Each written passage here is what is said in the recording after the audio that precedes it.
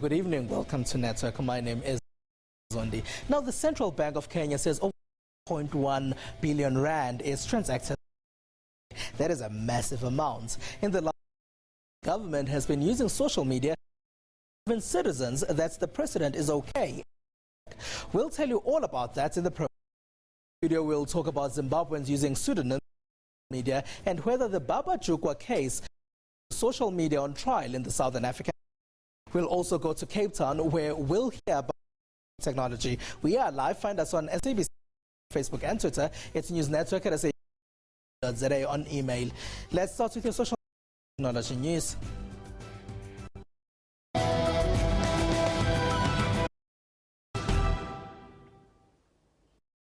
Now, South Africa has landed at number 6 Forum's Global Information Technology Report. The country has remained in the same spot as last year. Here, the World Economic Forum checks how countries use information technology to drive growth.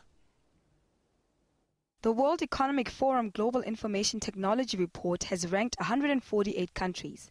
Out of those, South Africa is at number 70 in the Network Readiness Index list. The report recognizes South Africa's ability to use information technology to drive growth and enhance social economic well-being. South Africa's slot is the same as last year and 13 places higher from its 83rd place in the 2010 to 2011 GIT report. The news has been received with excitement by the country's information, communications and technology sector. Cisco Managing Director Alpheus Mangale says the country's increase in internet access numbers is leading to many important innovations that provide more and better services. In Africa, Mauritius is first, Seychelles is second, with South Africa in third place. Topping overall rankings is Finland at number 1. The Scandinavian country has made internet access a basic human right. Last in overall rankings is the Central African country of Chad. South Africans still use BlackBerry and Nokia phones. A Deloitte digital survey shows that the operating systems of those two phones are the most popular. The BlackBerry operating system is known by the phone's name, and on Nokia, the preferred operating system is Symbian. The Deloitte survey shows that Android is also becoming increasingly popular. A Worldwide Works report confirms this. Although most respondents on their survey didn't know the operating system for their phones, most people said they're using BlackBerry phones. The research suggests that this is most likely to change in future. That's because BlackBerry sales are declining in South Africa. Now, the past week has been dominated by news of aviation expos and sadly also tragedies. On Wednesday, the South African Airways plane headed for Hong Kong experienced severe turbulence while flying over Malaysia, injuring 20 people in the process. Hours later, a Malaysian passenger plane was shot down over the skies of Ukraine, killing all people on board. For days, the search was on for the crucial flight recording device called the black box. The search for the black box is often expensive and time-consuming. There are now calls for the aviation industry to adopt a system of live streaming flight data to a virtual cloud and depending less on the black box. Network's Tile Khaswane has the details. Air safety came back into the spotlight in the last week. This as yet another Malaysian commercial aircraft met its tragic end on foreign soil. Here in South Africa, we are also reminded that all aircraft are vulnerable. On Wednesday, a South African Airways flight headed for Hong Kong experienced severe turbulence over the Malaysian capital city, Kuala Lumpur. Although 20 people on board were injured, the outcome could have been far worse. The plane could have crashed and possibly gone missing. Without any survivors or eyewitnesses, the only hope of ever finding out the cause of the crash would depend on finding this, the black box. Although orange in color, the black box serves as an electronic flight recording device. Placed in the tail end of an aircraft, the black box facilitates the investigation of aviation accidents and incidents. Although highly reliable, the black box has one huge disadvantage. You first have to find it. Luckily for the Malaysian aircraft MH17 that was allegedly shot down over the skies of Ukraine, the black box, as seen here, was located on Saturday. Not so fortunate is the story of another ill-fated Malaysian aircraft, MH370. The remains of MH370 are yet to be located after disappearing earlier this year on the 8th of March. One of the biggest developments coming out of the recently concluded Farnborough Air Show in the United Kingdom was that of a creation of a task force set out to determine how flights can stream live data to a virtual cloud. Some agencies, such as the European Space Agency, are already developing systems that can record flight positioning data and then automatically transmitting it from aircraft in flight wherever they are in the world. Such systems already exist, although they are limited only to the skies over the North Atlantic. Should the system of keeping immediate flight data in a virtual cloud be adopted as a global standard, never again will the world witness an aircraft simply vanishing. And the cloud will also eradicate the need to go out searching for the little black box. Microsoft South Africa is refusing to tell us whether any employees in its local operations will lose jobs. On Thursday, Microsoft announced that the company will have 18,000 job cuts internationally. This will be the company's largest layoffs ever.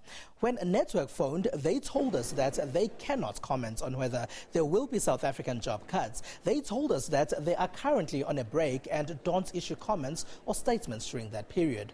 Many of those who will lose jobs at Microsoft work for the company's Nokia operations. Now, in April, Microsoft completed its deal to buy Nokia's phone business. Nokia had been facing financial problems.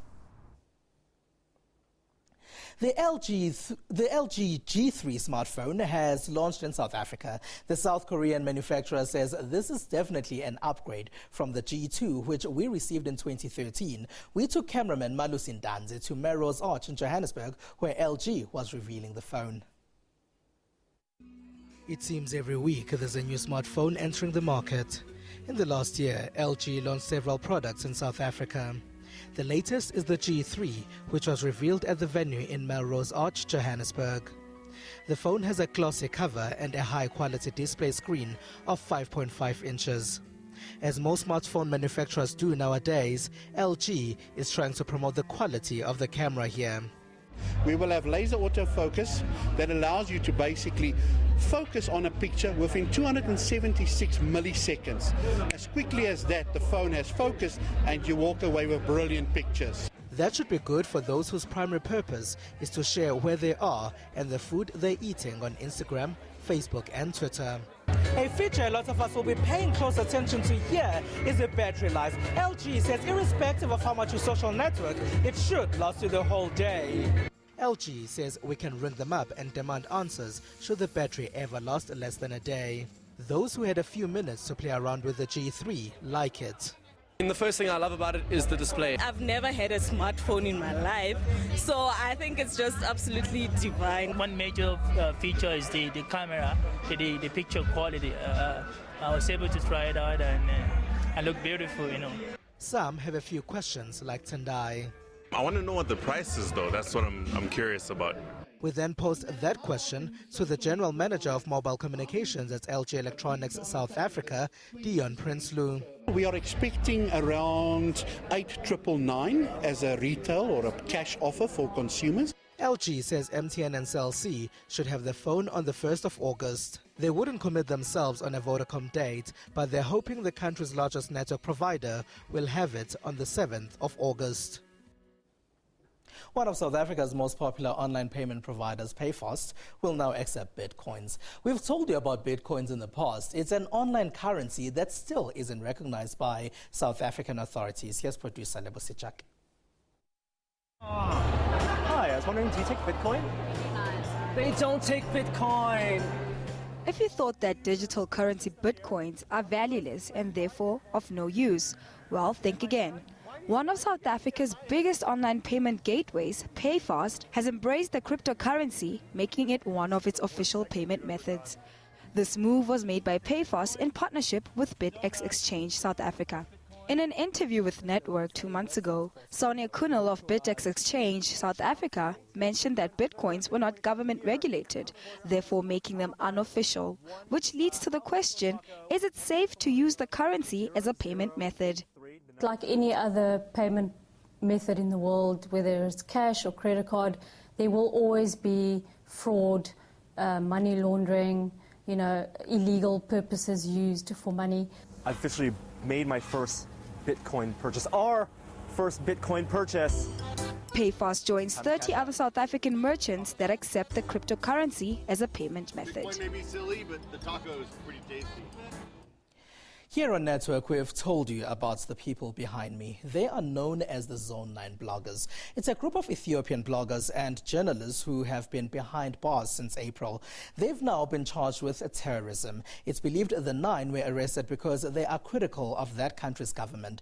Their posts are often about political repression and social injustice in Ethiopia. Their blogs were often blocked in the country. The government accuses them of working with a banned US-based opposition group, Ginbot 7.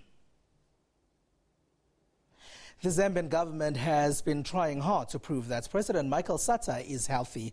Zambians have taken to social media to ask where the country's #1 is, as they haven't seen him in a while. In response, the government has also used Facebook to share photos of the president chairing a cabinet meeting. But many Zambians still aren't convinced by this social media proof. It's these Facebook photographs that the Zambian government is trying to use to convince citizens that the president is fine. Sata was last seen in public on June 19. And on June 26, an Israeli spokesperson announced that the Zambian president was receiving treatment in the Middle Eastern country. Now his spokesperson says Sata, who still hasn't been seen in public, is back in the country. Sata suffered a heart attack in 2008, and his opponent said he collapsed during a 6-week election campaign in 2011. The president denies these claims. And now we've heard that President Sata's latest Facebook post says he is in Mill Park Hospital in Johannesburg, South Africa, to visit his son who was in a car accident. The photograph was posted yesterday, July 19, on Facebook.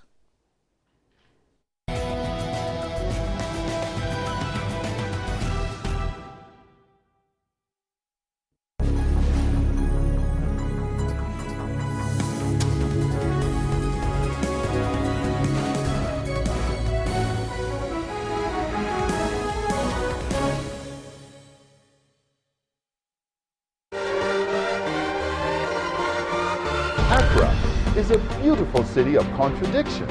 Funerals in Ghana are colorful and flamboyant.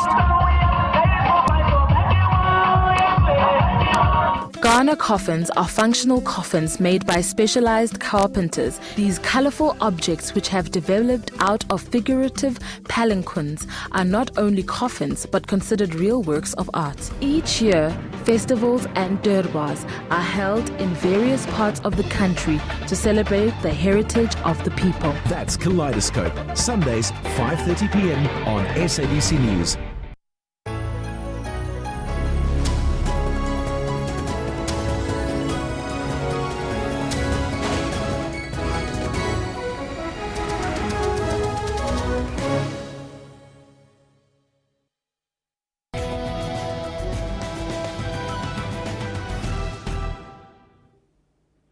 Back. Now, Get in the Ring is called the Olympics for startup companies.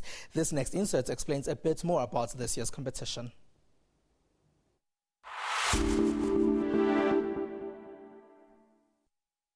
Ladies and gentlemen, we are going to announce battle number 3.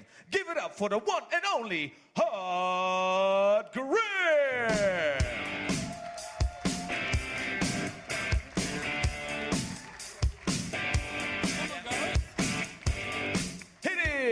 To Rod Bird. Lucky people, north and south. This is your leader. I'm Claude the Mouth. We're gonna play a game that's funny. Get the money. Hi, I'm John. I'm the CEO and co-founder of Truckbird.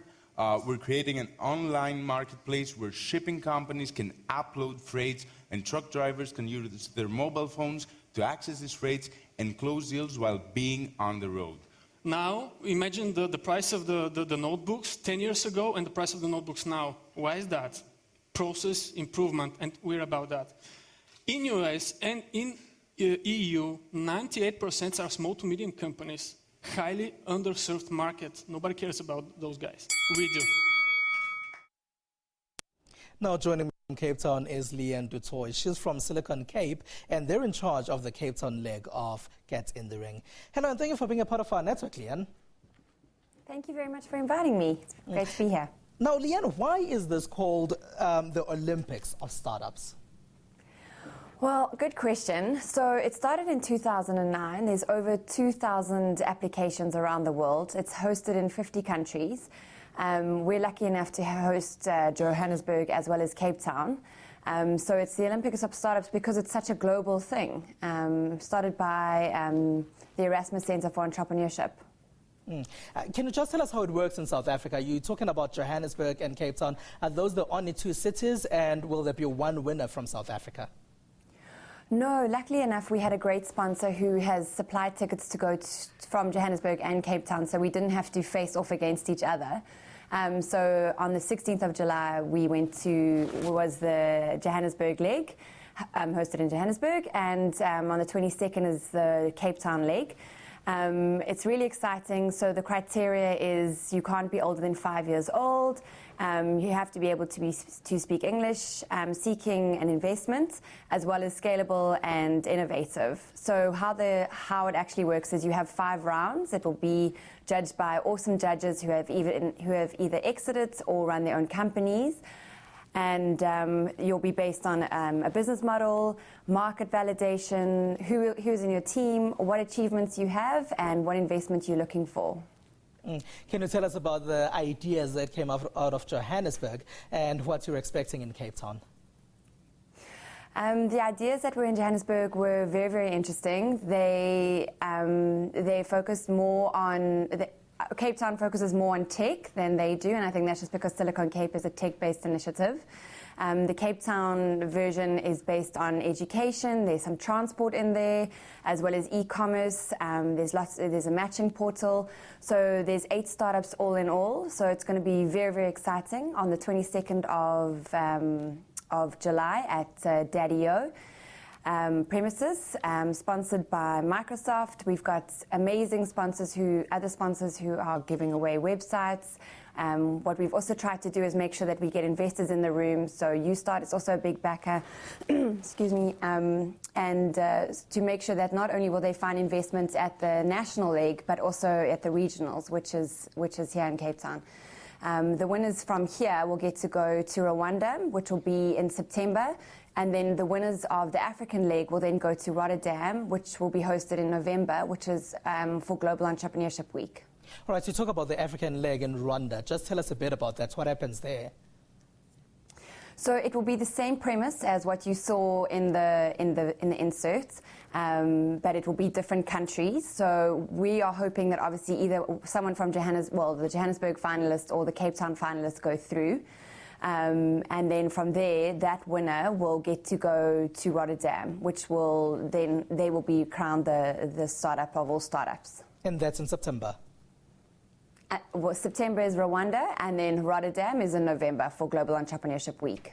All right, Leanne Dutoy from Silicon Cape, thank you very much for being a part of our network tonight. Thank you very much. Let's take a short break, and you remember you can find us on SABC Network on Facebook and Twitter.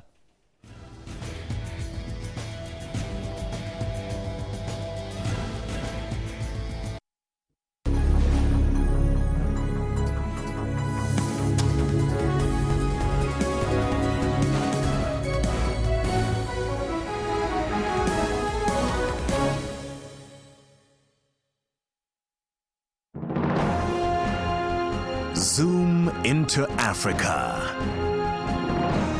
This is Gabon. The president is Mr. Ali Ben Bongo. Gabon got independent from France on August 17 in 1960. The population is over 1 million people. One of the major languages spoken is French. Monetary unit is CFA.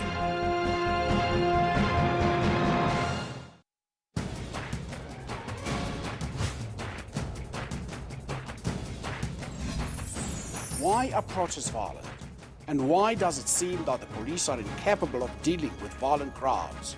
The government of the day is failing the people, and it's leading to a lot of frustration. A person becomes a councillor or a minister, within a week, within 2 months, is riding a beautiful car. So all this is actually frustrating the people and giving I don't message. expect a councillor to ride a horse. Not a horse, but maybe a Toyota Corolla.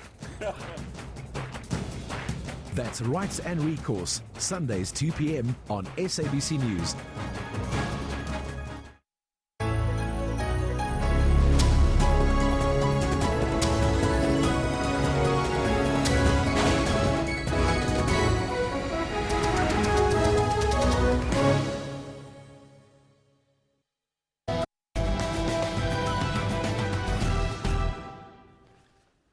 Welcome back. Now, on Thursday, a Zimbabwean court granted bail to Sunday Mail editor Edmund Kudzai. He's facing terrorism charges. Kudzai and his brother are suspected of being behind the Baba Jukwa Facebook page, which is critical of the ruling Zimbabwe African National Union Patriotic Front, or ZANU-PF, and the government. Today, we're discussing whether Zimbabwe is putting social media on trial by taking people to court over this Facebook page. Joining me in the studio to discuss this and how Zimbabweans are now using social media is Shepherd Mpofu, who is with the National University of Science and Technology in Zimbabwe. His PhD from Wits University focuses on social media usage in Zimbabwe. Hello and welcome, Shepherd. Hello, thank you. Now, is Zimbabwe putting social media on trial? Let's start with that question. I think what's happening now, it's pointing to that social media is indeed on trial, even though this is not the first time that we've had a situation where somebody has been persecuted and prosecuted for putting stuff on social media. You're saying it's not the first time it's happened. Can you tell us about some of the other times?